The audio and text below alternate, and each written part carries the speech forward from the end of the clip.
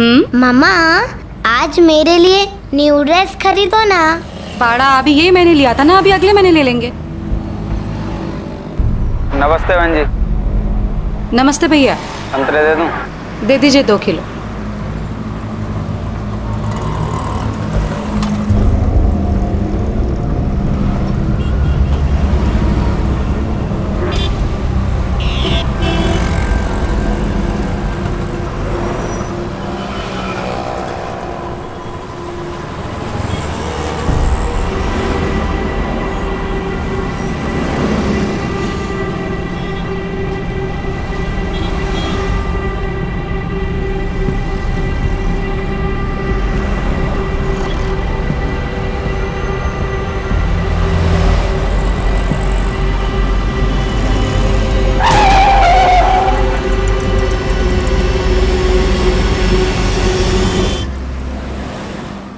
कहते हैं कि दुनिया में सबसे गहरा रिश्ता माँ और बेटी का होता है।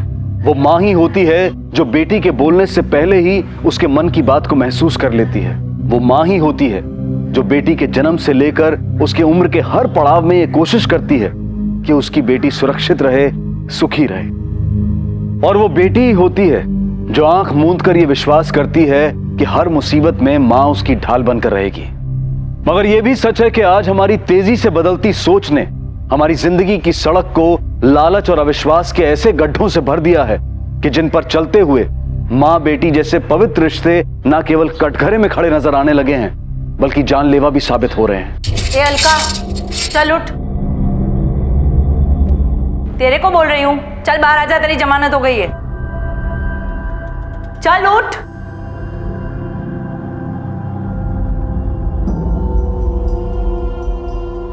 चल चल।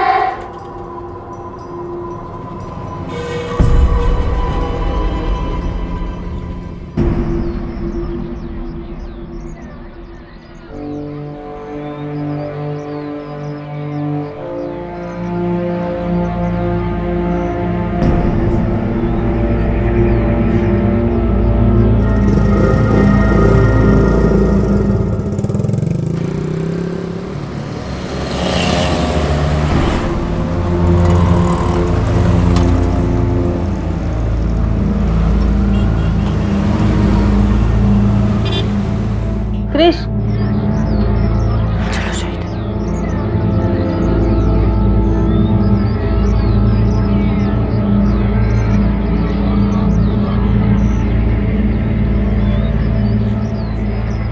देखो, इतना सब कुछ होने के बाद आराम से घूम रही है उसके साथ।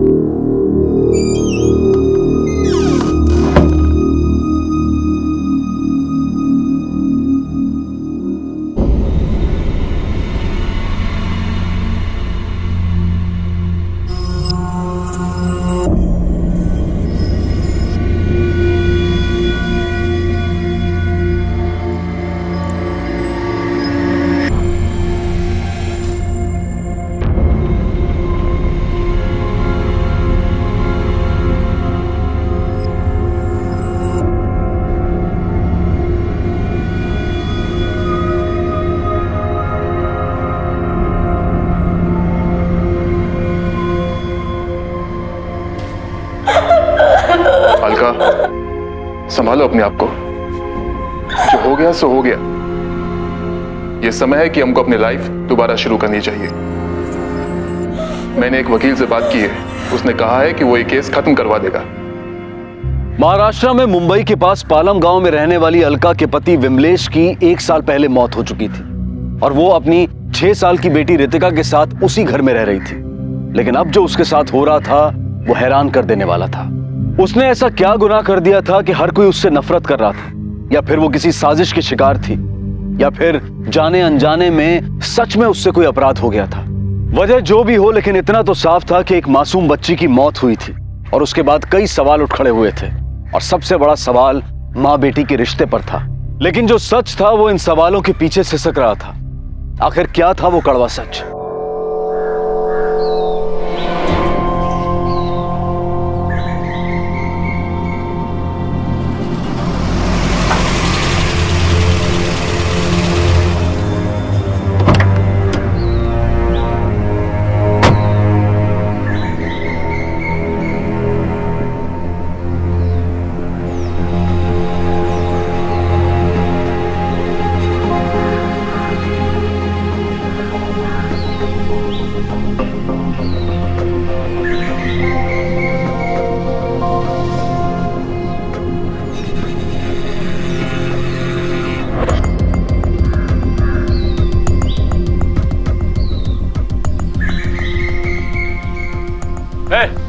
क्या नाटक लगा रखा है?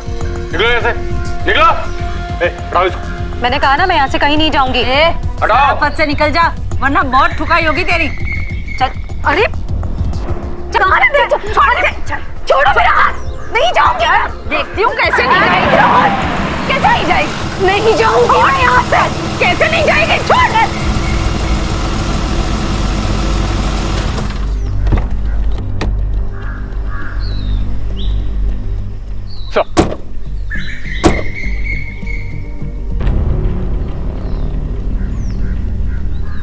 Yadav sir.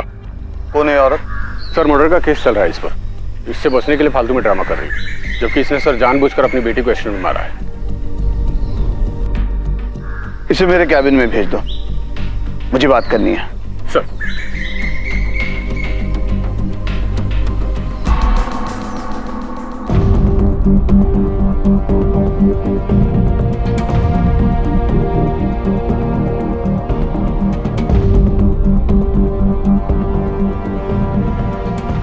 Sir, sub inspector Jadhav ने मुझ पर हत्या का झूठा आरोप लगाया है।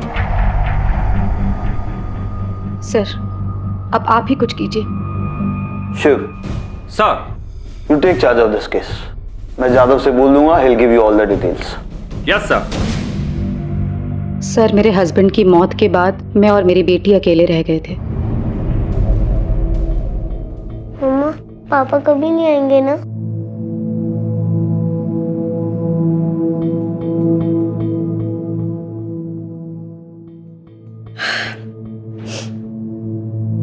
पापा नहीं आएंगे तो क्या हुआ? मम्मा है ना, वो तुझे रोज स्कूल लेके जाएगी, घुमाने लेके जाएगी और फिर जल्दी से ना बड़ी होके बड़ी अफसर बनना। मम्मा को शॉपिंग पे लेके जाएगी ना फिर।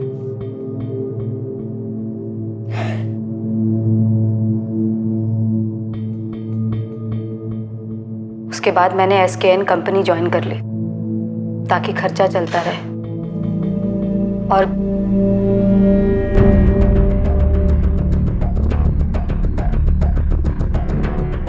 ड्यूटी पे जाते वक्त मैं अपनी बेटी को स्कूल छोड़ते हुए जाती थी। सर, मंगल नगर में 2 ग्रुप में लफड़ा हो गया, 1-2 को चाकू भी लगा है। सर, प्लीज आप मेरे साथ चलिए। इस औरत की सारी डिटेल राशन देता हूँ आपको। ठीक है। शिंदे जी सर। तुम भी मेरे साथ चलो। ठीक है सर। मैम, आप थोड़ी देर यहाँ बैठिए, मैं आकर आपसे मिलता हूँ। जी। शिंदे माने को बोल दो मैं उनसे चाय कॉफी के लिए पूछे। ठीक है सर। आओ। माने, मैडम पूछा पानी पूछ लो।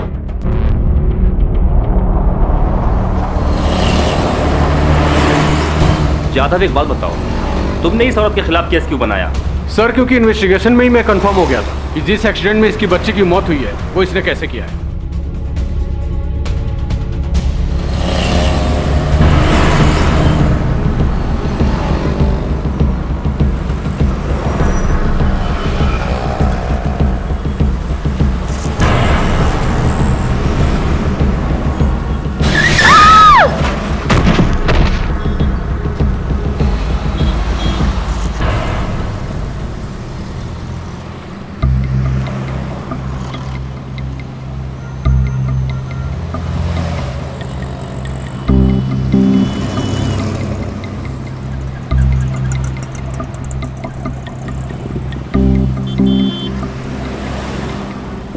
रितिका, रितिका, मारा, मारा उठ, रितिका उठ, रितिका, रितिका, मारा, मारा उठ। सर सड़क पूरे 30 फीट चौड़ी है और आगे से जो सिग्नल था वहां से बच्ची के स्कूल जाने के लिए अलका को राइट की तरफ मुड़ना था, लेकिन ऐसा करने के बजाय अलका ने अपनी स्कूटी की रफ्तार अचानक तेज करते हुए लेफ्ट की तरफ टर्न किया। सर इसलिए उस पर पहली बार मुझे शक हुआ कि एक्सीडेंट उसने जानबूझकर तो नहीं किया। लेकिन जादव, कोई माँ अपनी बेटी की जान क्यों लेना चाहेगी? एग्जैक्टली सर, यही सवाल मेरे दिमाग में आया था। इसके लिए सर मैंने उसके पड़ोसियों से पूछताछ भी की। सर जानते हैं क्या मालूम हुआ? अरे काई की माँ साहेब, सौतेली बेटी थी उसकी। सौतेली?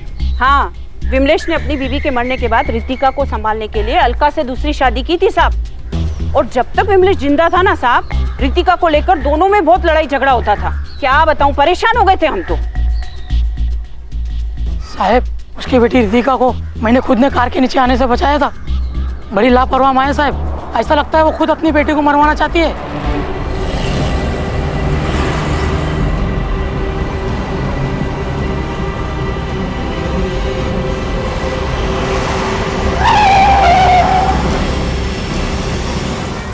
सर उसकी एक पड़ोसन बता रही थी कि 1 साल पहले उसकी पति की मौत हो गई थी। कुछ टाइम तक तो ये औरत ठीक रही, लेकिन कुछ महीने पहले से ऋषभ नाम का एक जवान लौंडा उसकी लाइफ में आ गया है।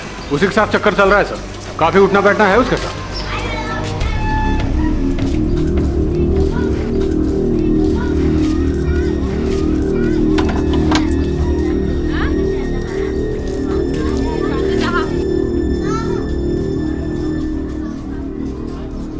इसके मर्द को मरे अभी साल भर भी पूरा नहीं हुआ है और देखो कैसे गुलछर्रे उड़ा रही है। आस पड़ोस का भी ख्याल नहीं है इसको। सर मेरे को तो पूरा शक है कि अपनी बॉयफ्रेंड की लाइन क्लियर करने के लिए इस लड़की ने ही अपनी सौतेली बेटी को रास्ते से हटाया। आपने पुलिस से यह बात क्यों छुपाई कि रितिका आपकी सगी बेटी नहीं सौतेली बेटी थी? क्यों? सर, इस बात का इस केस से क्या संबंध है? क्योंकि आपका अपने हस्बैंड के साथ रितिका को लेकर के रोज झगड़ा होता था। मुझसे पूछे बिना बाहर जाने की क्या जरूरत थी? परमिशन ली तूने मुझसे? परमिशन ली? इकड़िया, इकड़िया, तेरे को बोला इधर आ तो इधर आने का। चली गई। मम्मी,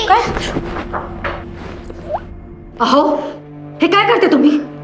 शर्म नहीं आती है तुम्हें? ए अलका, चुप। तूने पैदा नहीं किया इसको, ये मेरी बेटी है। समझ में आई तेरे? चल। रितिका, चल बेटा अंदर चल, मरने दे इसे।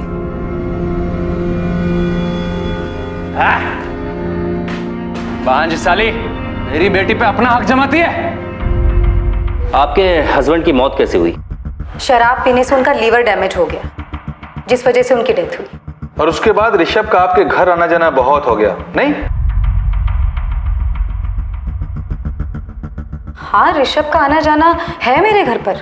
और फिर घर का दरवाजा तुरंत बंद कर लेते थे, क्यों? हाँ सही है, मैं ही बुलाती थी उसे। भाई है मेरा, राखी बांधी है मैंने उसे। रितिका, चल बेटा जल्दी से बुक निकाल, ऋषभ आ रहा है तुझे पढ़ाने।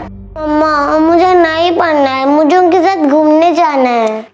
रितिका,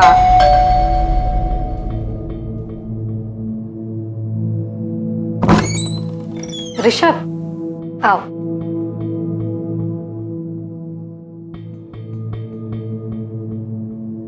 ऋषभ, अच्छा किया कि तुम आ। देखो रितिका बिल्कुल भी ध्यान नहीं दे रही पढ़ाई में। तुम रितिका की पढ़ाई की चिंता मुझ पर छोड़ दो। तुम मेरी बहन हो, तुमने मुझे राखी बांधी है। रितिका, चलो बुक खोलो।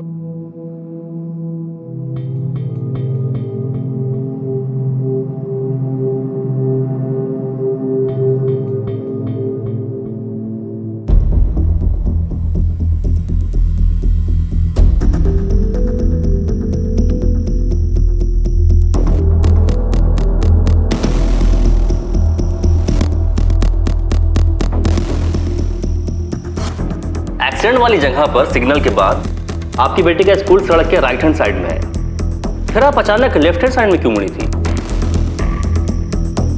क्यों मैडम, याद नहीं आ रहा है या फिर सवाल समझ में नहीं आया?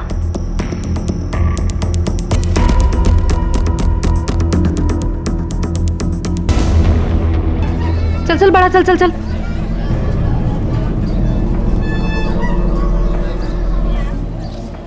चल लौकर चल।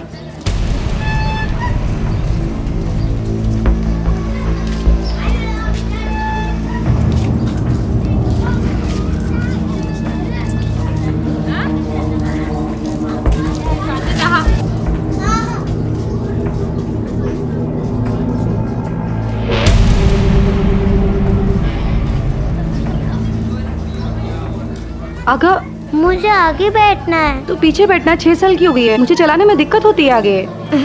पीछे बैठ, चल जल्दी।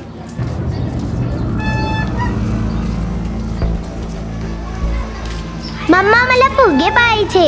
बड़ा उशीर होते। मम्मा फुगे ले दो ना। मम्मा प्लीज ओनली 3। ठीक है, ये लो। खुश?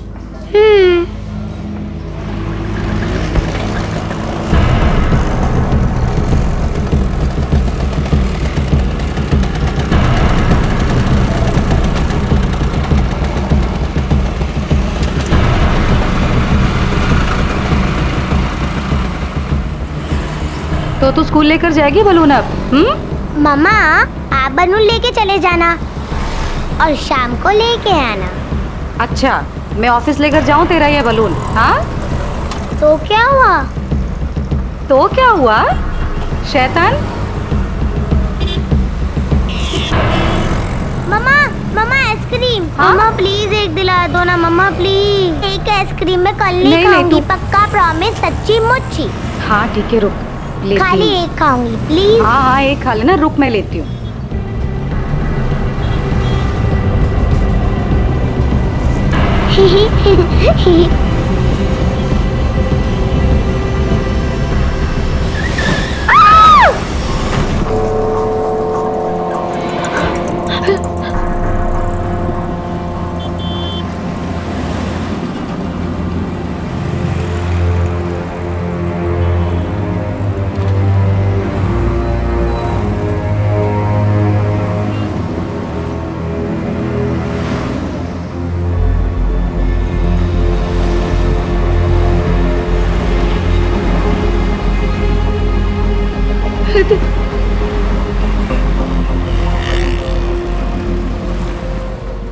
रितिका, रितिका, बड़ा बड़ा रितिका, उठना रितिका, रितिका।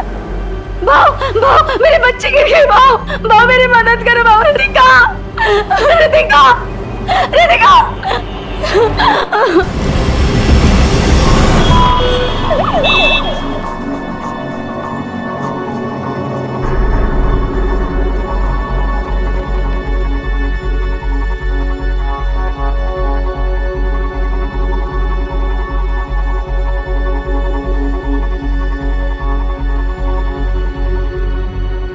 क्या हुआ डॉक्टर साहब? सी इज नो मोर। इनका पेपर तैयार कर देना। रितिका,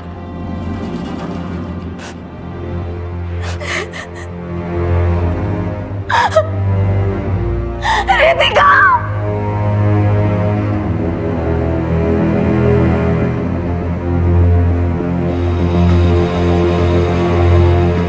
मैडम, मैडम आपका भी मेडिकल टेस्ट करना पड़ेगा क्योंकि आपका जो केस है वो एक्सीडेंटल डेथ का केस है।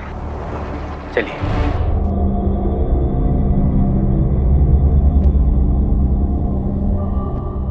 चलिए।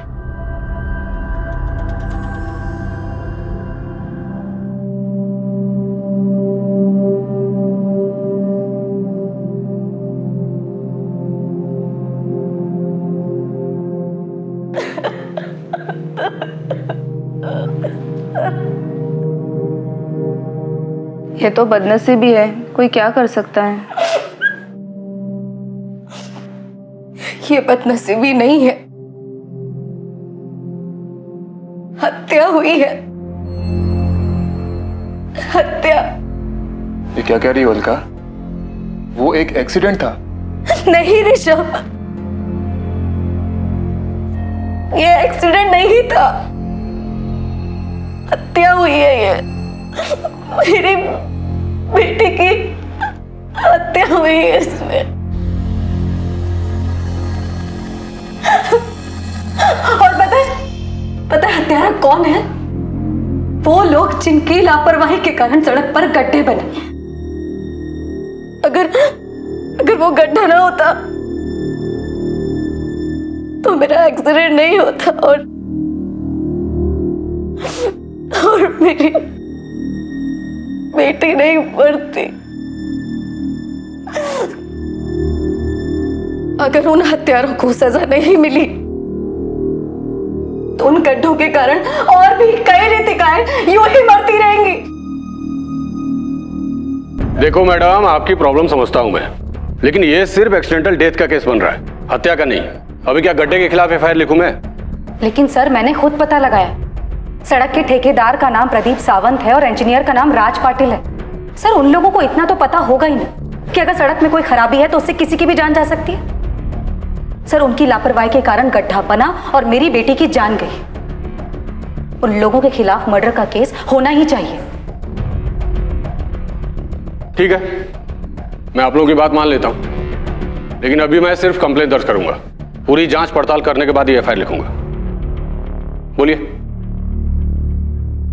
बोलिए।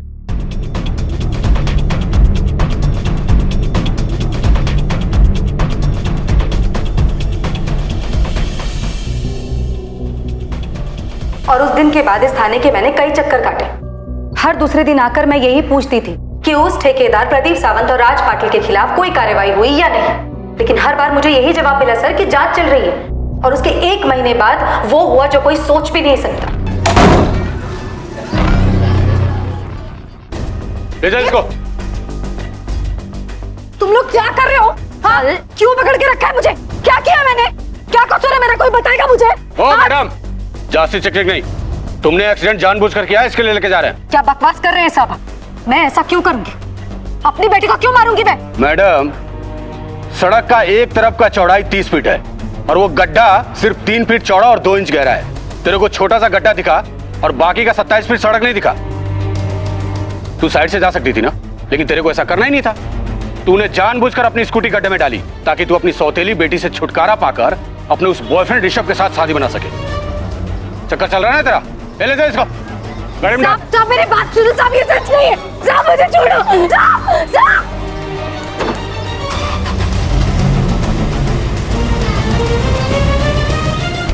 अब मैं केवल इतना कहना चाहूंगी सर कि सड़क के ये गड्ढे रितिका जैसे कई लोगों की मौत का कारण बनते हैं और सड़क बनाने वाले उन ठेकेदारों और इंजीनियर्स को सजा मिलनी ही चाहिए। ठीक है, आप अभी घर जाइए, लेकिन जब तक मेरी जांच पूरी नहीं हो जाती आप यहीं रहिएगा। जी sir.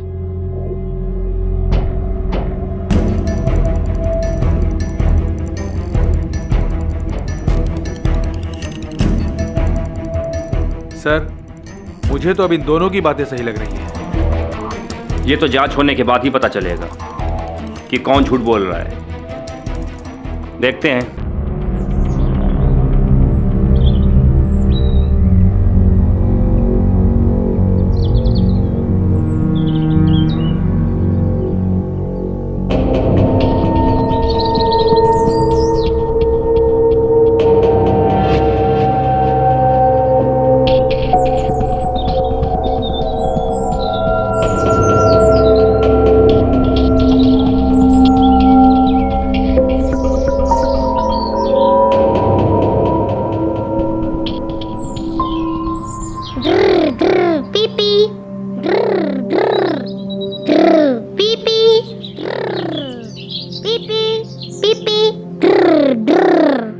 Senior inspector Shiv Gaekwad एक बहुत ही मंझे हुए पुलिस ऑफिसर थे।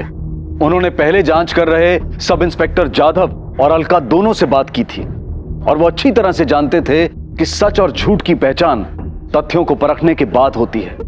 लेकिन कई बार ऐसा भी होता है कि सच उससे बिल्कुल उल्टा होता है जैसा हम सोच रहे होते हैं। लेकिन साथ ही यह भी एक बहुत बड़ा सच है कि हमारे देश का कानून भावनाओं पर नहीं बल्कि परखे गए सबूतों पर यकीन करता है। इसलिए सीनियर इंस्पेक्टर गायकवाड़ को अब अपराधी के खिलाफ सबूत भी इकट्ठे करने थे और इसी बात को ध्यान में रखते हुए उन्होंने इस केस की दोबारा से जांच शुरू की।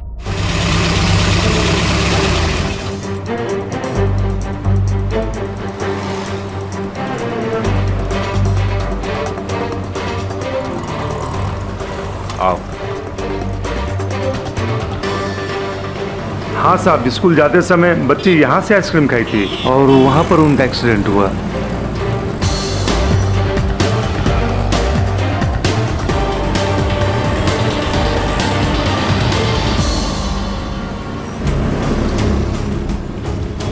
शिंदे, अलका जी की जो स्कूटी थाने में रखी है ना, उसे अर्ली मॉर्निंग लेकर के यहाँ जाना।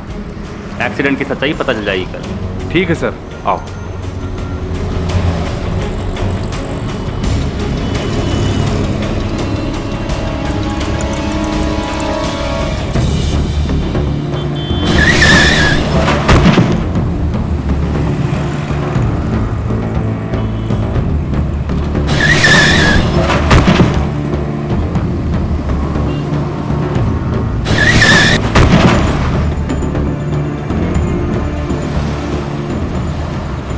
शिंदे जी सर। यहाँ से एक जमीन का टुकड़ा खोदकर लैब भेज देना, ताकि पता तो चले कि रोड बनाते समय कोई लापरवाही हुई है या नहीं। और हाँ, साथ में एक्सीडेंट के बाद अलका का मेडिकल टेस्ट कराने वाले उस कांस्टेबल से भी पूछताछ करो। ठीक है सर।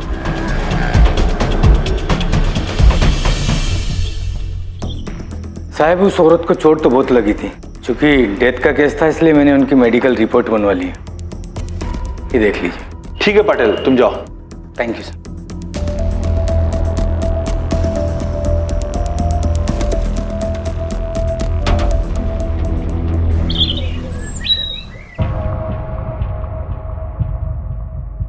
सर, जाधव की जांच में बहुत गड़बड़ी है। ये देखिए सर, जिस समय एक्सीडेंट हुआ था वो करीब दिन के 11 बजे का समय था।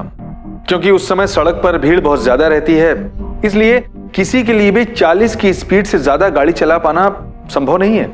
जबकि जाधव ने रिपोर्ट में लिखा है कि अलका जी 60 की स्पीड से गाड़ी चला रही थी। अगर अलका ने जानबूझकर ये एक्सीडेंट किया होता तो उसे वैसी चोटें नहीं लगती जैसे कि अचानक गिरने से लगती। और सर, अलका के मेडिकल रिपोर्ट की भी अनदेखी की गई है, जो ये साबित करता है कि एक्सीडेंट में अलका को भी बहुत ज्यादा चोटें आई थी। शिंदे, जाधव से कहो कि मुझे इस केस के बारे में दोबारा बात करनी है। जी सर।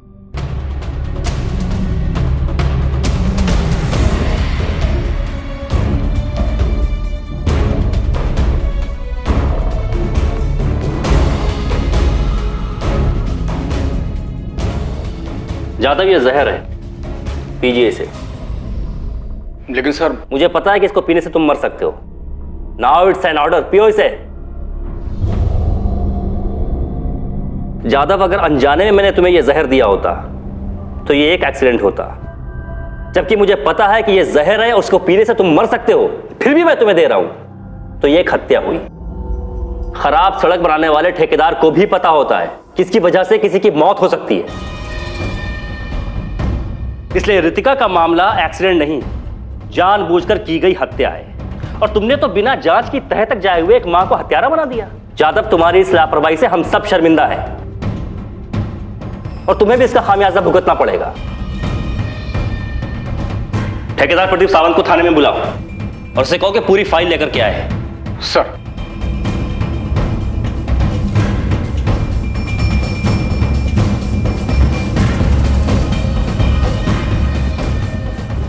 सर, पता चला कि इनका एक फ्लैट अंधेरी में भी है, 2 भाई खल्ला में भी हैं। हाँ साहब, बात तो बराबर है। कौन से ग्रेड के ठेकेदार हैं ये? बी ग्रेड के। आप 3 साल से बी ग्रेड के ठेकेदार हैं और सरकारी ठेके में आपको इतनी जल्दी इतना मुनाफा हो गया।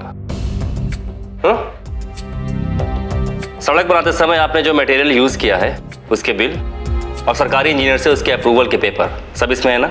हाँ साहब, सब इसमें है। लेकिन साहब, आप बोलो ना, करने का क्या है? आप जो बोलेंगे मैं वही करूंगा। अब जो करना है पुलिस करेगी। और हाँ, मुझसे पूछे बगैर शहर के बाहर मत जाइएगा। साहब,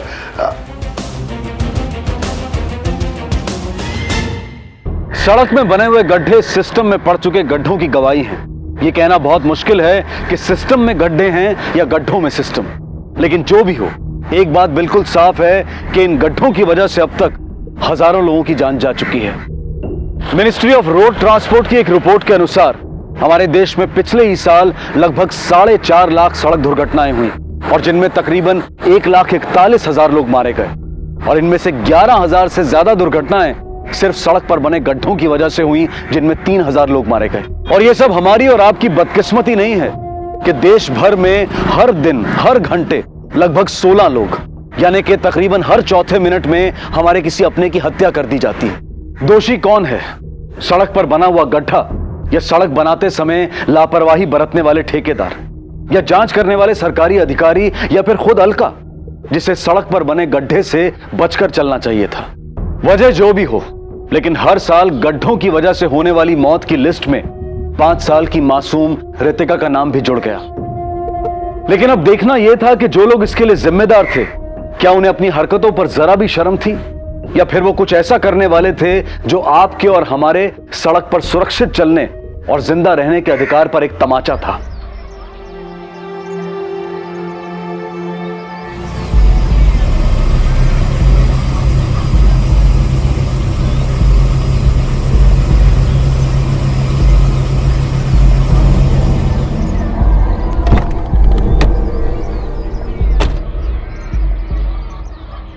मैडम,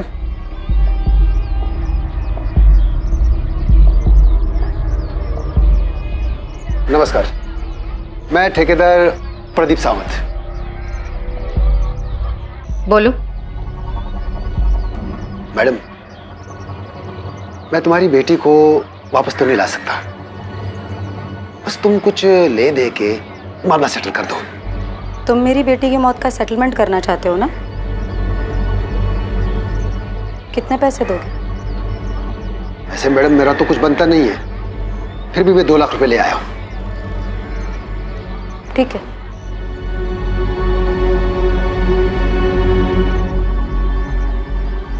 बस तुम ये लिख दो कि तुमको मुझसे कोई शिकायत नहीं है, बाकी मैं संभाल लूंगा। ठीक है, लिख के तो मैं दे दूंगी, लेकिन मेरी भी एक शर्त है।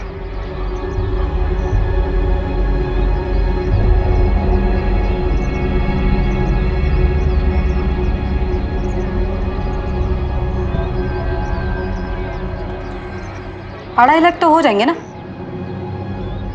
बराबर ना? तो मैं ये सब तुमको दे देती हूँ, बस तुम मेरी बेटी की जान के बदले में ना अपने किसी बच्चे की जान ले लो, मामला सेटल हो जाएगा। ज्यादा होशियारी दिखा रही है ना मेरे सामने। ठीक है, तो जो मर्जी है करना कर, मेरा कुछ नहीं उखाड़ समझी? पकड़। चले चल। मिस्टर पाटिल, आपके रिपोर्ट के हिसाब से इस केस में जिस गड्ढे की बात हो रही है वो सड़क पर किसी भारी चीज के गिरने की वजह से ही बने हैं ना? हा? जी, मैंने खुद फाइल चेक की थी। एक सवाल है पाटिल साहब से, क्या बारिश का पानी इतना भारी होता है कि सड़क पर गिरती सड़क गड्ढों से भर जाती है? चलिए मानिए आपकी बात कि वो गड्ढा जिसकी वजह से एक बच्ची की मौत हुई सड़क पर किसी भारी चीज के गिरने की वजह से बनी है, लेकिन उसी सड़क पर और भी बहुत सारे गड्ढे हैं और वो भी आपकी ही सुपरविजन में बने हैं ना? उनके बारे में आप क्या कहेंगे? पाटिल साहब, मुझे इस सड़क की पूरी रिपोर्ट चाहिए। आप कैसी रिपोर्ट की बात कर रहे हैं? शिंदे। तो ठीक है इंजीनियर साहब, मैं एक काम करता हूं, मैं ये सारी फाइलें ले जाता हूं, इसकी जांच करता हूं, जो जरूरी नहीं होगी उसे वापस कर दूंगा। ठीक है? नहीं।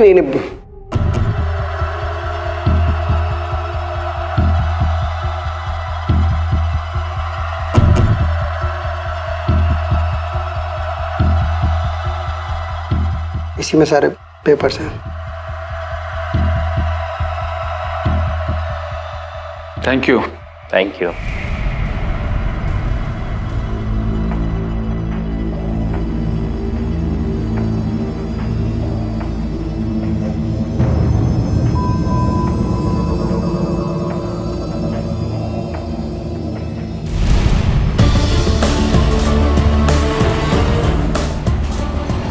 शिंदे। Yes sir. अब तुम्हें पता है ना कि हमें आगे क्या करना है? हाँ सर, अब हमें दोनों के फोन कॉल्स और बैंक के खातों की जांच करनी है, पर उसके लिए वी नीड परमिशंस। उसके लिए मैं एसपी सर से बात करता हूँ, ठीक है? ठीक है सर।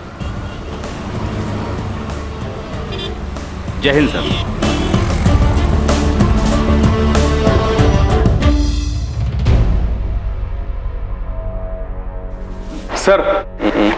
सर सड़क का जो टुकड़ा हमने सैंपल के लिए लैब भेजा था उसकी रिपोर्ट आ गई है।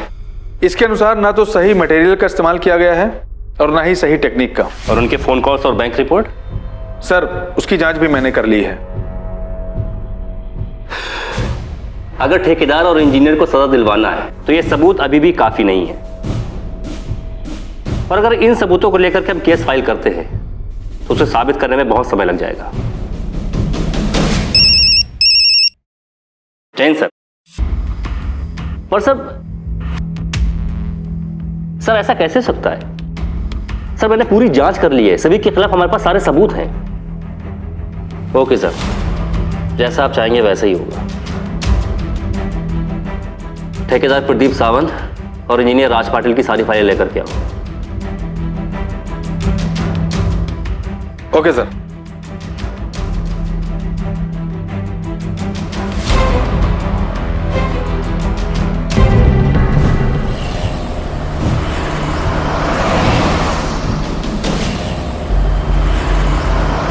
सर इसमें लैब टेस्ट की रिपोर्ट से लेकर के मटेरियल सप्लायर, आप लोग के बैंक स्टेटमेंट्स, फोन कॉल्स सब रिकॉर्ड मौजूद है।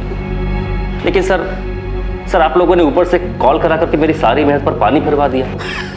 अरे साहिब, आपको आपकी मेहनत का पूरा फल मिलेगा।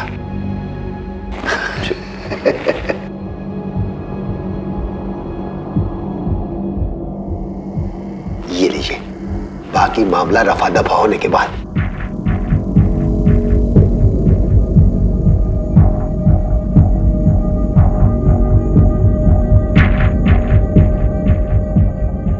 कहाँ तुम लोग? जल्दी करो ना, आओ ना।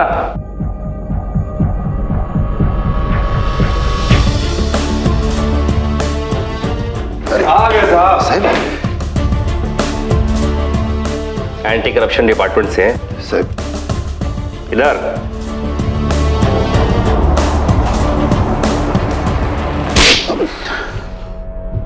एसीपी कदम साहब के कहने से हमने ये सब किया ताकि तुम लोगों को रंगे हाथ पकड़ सके। लेके चलो इन्हें। चलो आ जाओ। आइए इंजीनियर साहब, आइए। आप अच्छा नहीं कर रहे हैं आप, लेकिन अच्छा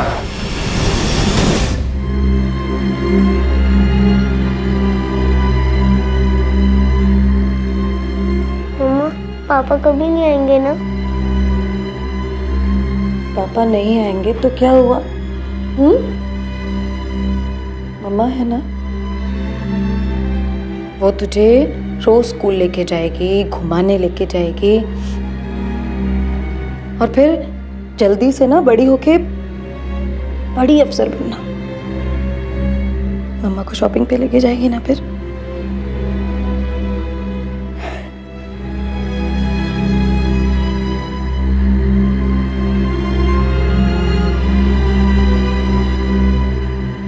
सारी जांच के बाद अलका पर लगे हुए सभी आरोपों को हटा दिया गया, मगर अलका के दिल पर लगे हुए जख्म अभी तक नहीं भरे हैं। वो आज भी हम सबसे सवाल करती है कि क्या मां और बेटी का रिश्ता सिर्फ बेटी को जन्म देने से ही जुड़ता है?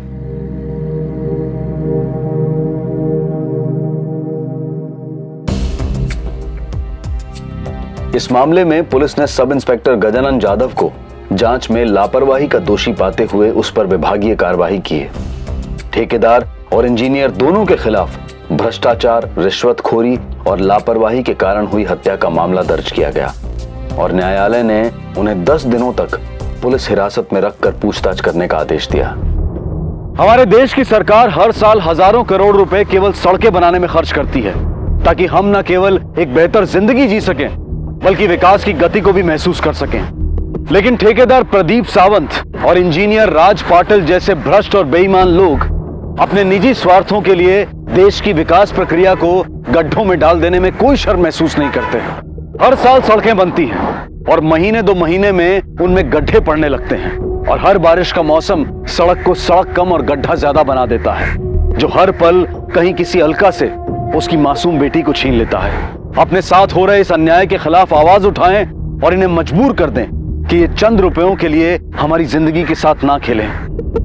ये सच है कि भ्रष्टाचार का गड्ढा काफी गहरा है और इसे भरते भरते काफी समय लग जाएगा, लेकिन इस सब के बीच अच्छी खबर यह है कि हाल ही में सरकार ने सड़कों की गलत डिजाइनिंग और देखभाल की कमी के कारण हुई दुर्घटनाओं के लिए संबंधित लोगों को उत्तरदायी ठहराने की घोषणा की है। हम उम्मीद करते हैं कि इसके बाद ऐसी दुखद घटनाओं में न केवल कमी आएगी बल्कि इसके लिए जिम्मेदार लोगों को सजा भी मिलेगी। इसी विचार के साथ मैं अनूप सोनी आपसे विदा लेता हूं। फिर मुलाकात होगी अगले एपिसोड में और खुलासा करेंगे एक और जुर्म का। तब तक अपना और अपने परिवार का ख्याल रखें और देखते रहें क्राइम पेट्रोल डायल 100। सबक एक को, सीख हम सबको। जय हिंद।